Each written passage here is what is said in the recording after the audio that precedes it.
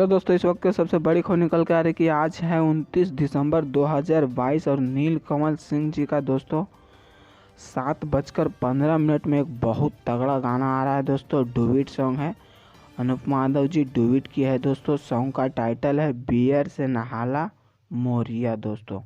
Web music पे आप लोग को सुनने को मिलेगा आज 7:15 में दोस्तों। बहुत तगड़ा सॉन्ग है दोस्तों, तो आप लोग ज़्यादा इंतज़ार मत कीजिए। अभी 6:35 हो चुका है दोस्तों।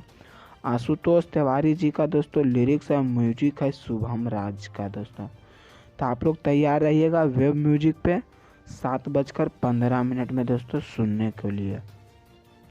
और अपडेट अच्छा लगा होगा तो चैनल को सब्सक्राइब कीजिएगा, वीडियो को लाइक कीजिएगा और ज़्यादा से ज़्यादा शेयर कीजिएगा। तो दोस्तों फिर मिलेंगे अगले वीडियो में।